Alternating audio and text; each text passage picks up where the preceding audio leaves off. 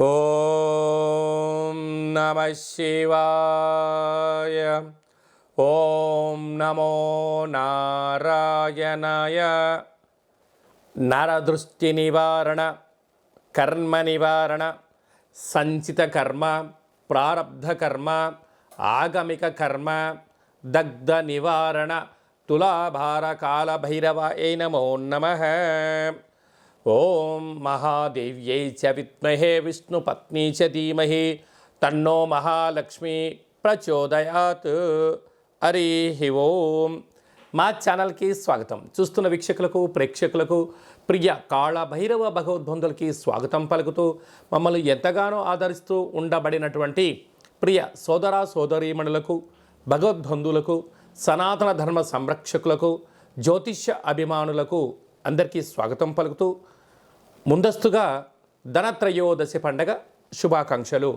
అందరి ఇంట లక్ష్మీదేవి స్థిరనివాసంగా ఉంటూ అందరికీ భోగభాగ్యాలను, సుఖశాంతులను ప్రసాదించాలని కోరుకుంటూ ఆశీర్వచనం.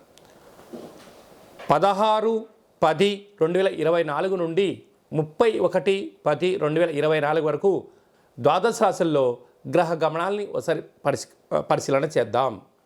వృషభ రాశిలో దేవగురు బృహస్పతి సంచార స్థితి, కన్యరాశిలో కేతు సంచార స్థితి, తులారాశిలో రవి బుధ సంచార స్థితి, వృశ్చిక రాశిలో శుక్ర సంచార స్థితి, కుంభరాశిలో శని భగవానుడు సంచార స్థితి, మీనరాశిలో రాహు సంచార స్థితితో ద్వాదశ రాశుల్లో గ్రహ గమనాలు ఈ విధంగా ఉన్నాయి.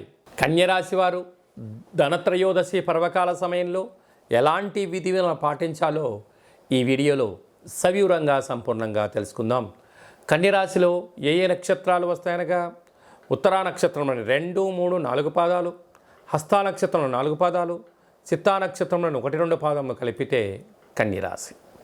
చాలామందికి పుట్టినటువంటి కాల సమయంలో డేటా బర్త్లో లేనటువంటి కారణం వలన పేరు యొక్క మొదటి అక్షరాన్ని అనుసరిస్తూ రాశిని తెలుసుకునే ప్రయత్నం చేద్దాం. టో, పా, పీ, పు, ష, అణ, ఠ, పే, పో అక్షరాల వరదుడు కన్యరాశి జాతకులే. కన్యరాశి యొక్క అధిపతి బుధ భగవానుడు. వీరికి రాశిలోనే కేతు ఉండడం, 2వ స్థానంలో బుధాదిత్య రాజయోగం, రవి బుధులు కలిసి ఉండడం, తృతీయంలో శుక్ర భగవానుడు ఉండడం, 6వ స్థానంలో శని భగవానుడు స్వక్షత్రకారకుడు అవడం, 7వ స్థానంలో రాహు సంచార స్థితి ఉండడం, భాగ్యస్థానంలో దేవగురు బృహస్పతి ఉండడం, రాజ్యస్థానంలో కుజ భగవానుడు ఉన్నప్పుడు ఈ ధనత్రయోదశి పర్వకాల సమయంలో ఎలాంటి విధులను పాటించాలి అన్నట్లయితే ఈ లక్ష్మీదేవి అమ్మవారి యొక్క ఛాయాచిత్రం దగ్గర మీరు బొబ్బర్లతో కూడుకున్నటువంటి పిండిని అనగా అలచంద పిండితో చేసినటువంటి ప్రమిదలు ఏర్పాటు చేసుకోవడం, అందులో కొబ్బరి నూనెను వేసి దీపాన్ని వెలిగించడం, ఇంటి సింహద్వారం దగ్గర గోధుమ పిండితో చేసినటువంటి ప్రమిదలు ఏర్పాటు చేసుకోవడం, అవిస నూనెతో దీపం ఏర్పాటు చేయడం వల్ల లక్ష్మీదేవి గళ్ళు గళ్ళుమంటూ మన యొక్క కన్యరాశి వారింటికి వస్తుందని చెప్పి గమనించాలి. అలాగనే ఈ యొక్క ధనత్రయోదశి పర్వకాల సమయంలో ఈ ప్రభుత్వ ఉద్యోగం సాధించాలి అనుకుంటున్న వారు, ప్రైవేట్ సెక్టార్లో ఉండబడిన వారు, స్వయం వృత్తులు, సేవారంగ కార్యక్రమాలందరూ కూడా వీలైనంత వరకు ఆవుకు ఆహారాన్ని ఏర్పాటు చేసే ప్రయత్నం చేయండి. మీకు మంచి బుద్ధి కలిగి, సత్ప్రవర్తన కలిగి అన్నదాన కార్యక్రమాల వారు కానీ, అంటే హోటల్ వ్యాపారస్తులు, చిరు వ్యాపారస్తులు, చేతి వృత్తుల వారికి ఉండబడిన ఆటంకాలను తొలగిపోయి ఐశ్వర్యము కన్యరాశి వారు సొంతమవుతుందని చెప్పి గమనించాలి.